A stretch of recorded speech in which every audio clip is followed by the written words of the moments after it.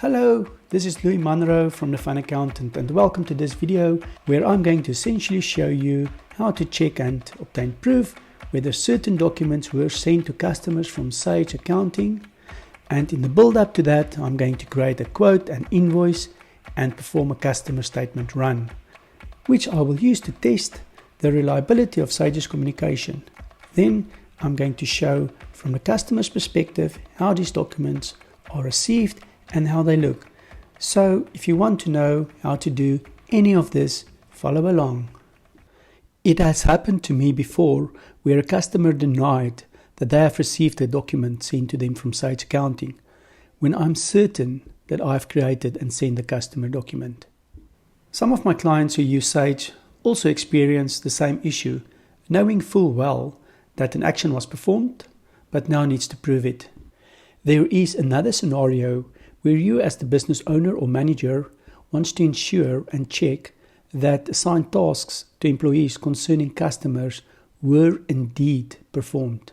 You can remove all doubt and obtain proof from Sage Accounting regarding all the communications to customers by simply running a report from the accounting system. Sage calls this report the Customer Communication Report, and I'm going to show you where to find this report, examples of how to use it, and then you can test it yourself and apply it also in your own business or in your job. If you do not have Sage Accounting yet, you can get a 30-day free trial from the link in the description of this video, or you can visit our website for more information where we share all kinds of cool stuff. Now let's see what the Customer Communication Report is all about. I am in the Fun Accountant's Demo Sage account, where I'm going to run a test by quickly creating 3 different types of customer documents. From the communication that originates from these documents, I'm going to test whether the Customer Communication Report does actually work. The 3 documents that I will be creating are a quote or an estimate, an invoice, and lastly, I'm going to send a customer statement. To create a quote, from the My Workspace, click on the quote icon. You will be taken to the Process Quote screen. Under the customer details, select the customer. Many of the fields are automatically filled in from your customer details that you have captured in the customer's master file, like their VAT number, credit limit, address details. The document number, date, invoice preference layout, and the sales rep of this customer is automatically filled in from your customer database. If you want to add an order number, you can do it in the customer reference field. I'm going to leave it blank. In the details of the quote line, the type is item, which refers to the inventory items. You click on the blue phrase, select item, to open the stock items that you have set up in your inventory database. Once you select the item, its description and sales price will be auto-filled from the inventory database. You can change the quantity. I'm going to leave it as 1 item. At the bottom of the document, I'm going to email it directly from this page. Once you have clicked the email button, you are directed to the pre-sending page, where you have a chance to amend or add a few more things before sending the quote. For example, you have the ability to add an attachment, maybe a picture of the product, or you can change the default email message. You can also manually add another email address that is not in your customer master file if you would like to send this mail to another person. If you are happy with all the details on a quote, click on the email report and your quote is sent to the customer. To turn this quote quickly into an invoice, in the top navigation bar under Customers, go down to Transactions, to the right, and select Customer Quotes. A list of completed customer quotes will open, and you can see the quote I've just done on the first line with its status being pending. In the last column, under Actions from the drop-down list, you can select to perform an action on this quote. To create an invoice, select Create Invoice. Click on OK in the information widget, accepting that this quote will be copied and converted into an invoice, as well as its status on a system being updated to invoiced. You are guided to the process customer invoice document containing all the information created by the quote. If you are satisfied with this, click on the email button at the bottom of the document. A similar pre-sending screen as the quote will appear, giving me the last opportunity to make adjustments to the message and add other attachments.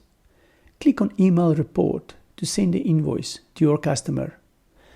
As our third document, we are going to send a statement to the customer containing a summary of invoices and receipts, or other transactions like returns or write-offs, but most important, the amount due to us. You find different options for customer statements at the top navigation bar under Customers, Reports, and the first field, Customer Statement Run. Since I'm going to send a statement to only one customer, I'm going to narrow down the customer by selecting it in the drop-down list from Customer field and the same in the To Customer field. In the next screen, I am presented with the 4 steps in Sage Accounting for sending statements to your customers. These steps are 1. Statement run options. 2. Distribution via print or email or both. 3. Sending statements. 4. Finish. For step 1 in the options screen, you have various options of the periods that you want to be covered, what your statements will contain, how it will look like, and even if it must be sent at all, as they might contain zero or negative balances. I prefer to exclude fully allocated invoices from the statement since they are handled, and I would like my customer to focus only on what is outstanding and due to me. For illustrative purposes, I'm going to select to show the invoice details on the statement, but I'm going to exclude from sending a statement with a zero balance or negative value. Click on Next. You are now on the second step of choosing how to distribute the statement. Your options are to print it, email, or print and email simultaneously. The email statement settings give you the option to add additional content to your email. These are normally pre-populated from your company settings, but since I have no information in my company settings regarding email messages, I'm going to add a subject and a message. I'm quickly going to show you another cool feature, and that is to send yourself a copy of a statement by completing your details in the CC address. Once you are happy, click on Next to go to step 3. At step 3, you have a last opportunity to review the statement. During this step, you can preview your statement to ensure that it is accurate and complete before sending it. Click on the preview and you will get the full picture of how your statement will appear for your customer. Click on Back to return to the previous page. Back at step 3, if satisfied with everything, you can click on Send Statements. At step 4, the Finish screen, you will be presented with a report of how the statement turned out. You can see that I have emailed one customer statement. Click on Finish to return back to Sage Accounting.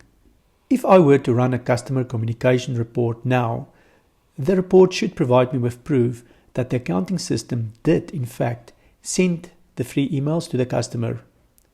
Let us check the report and all the different options given by the customer communication report. At the top navigation bar, go to Reports, then down to Customers.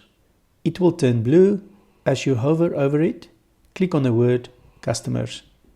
In the next screen, there are prolific types of customer reports.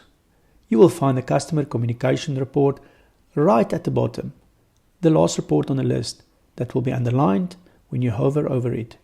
Click on the blue name Customer Communication Report.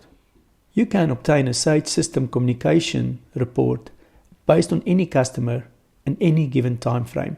If you have to obtain proof for a specific customer, you can select a specific customer which is what I'm going to do in order to test this report I've just sent now. I know in which period the quote, invoice and statement were sent, so I'm going to select the current month and click on the View Report button. Here it is, the customer communication report. Gives me evidence that 3 mails were sent.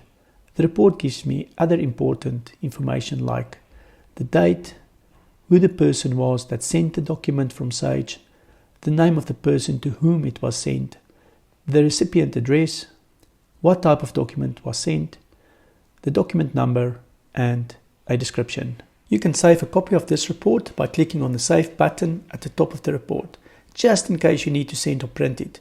But the communication evidence is stored in the system and cannot be deleted or undone anyway.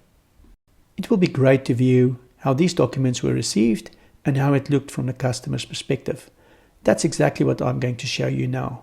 Fortunately, I've selected myself as a customer when I've created and sent those 3 documents.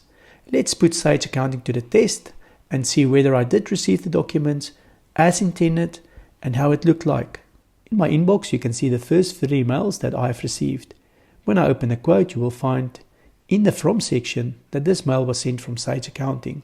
The mail message appears as I've created it in Sage. The quote can be viewed from the customer zone or from the attachment to the mail. The quote total amount is displayed in the message, as well as the company name and the person at the company sending the quote. You can click on the attachment to open the quote, which will be displaying the following information: details about the quote, like the quote number, due dates, the sales rep, etc., the company's details and the customer's details. Then the item's details with its price, the total amount paid, and the bank details of the company. Going back to my emails to view the invoice that came from Sage Accounting, I find the same details as on the quote, except for the document name that has changed to a tax invoice, and the invoice document number will be different than the quote number due to the fact that in general, not all invoices have quotes associated to it. In my demo company, I've activated the customer zone, which enables your customers to view their invoices and statements online.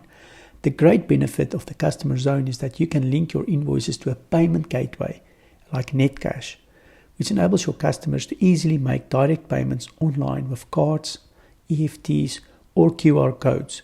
The email message received gives the access code to view this document online. I highlight and copy the code and click on the green View Document button.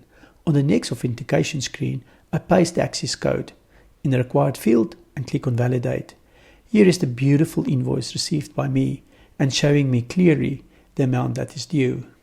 Back in my inbox, we're going to look at the third undeniable proof of the customer statement that was sent to me from the Sage Accounting system. Upon opening the statement attached to the mail, it is clear that this was a statement created from the customer statement run in Sage. Hopefully with this video about Sage's customer communication report, I've clarified how to check and, if necessary, obtain proof that the customer document has been sent from the Sage Accounting system. If a person still denies receiving a document, you can ask them to check their spam mails where they will likely find it. And if all else fails, as a last resort, you can still download the document in PDF or other format from the Sage Accounting system and pop it in a mail to your customer directly from your own mailbox. We have reached the end of this video. Thank you very much for watching.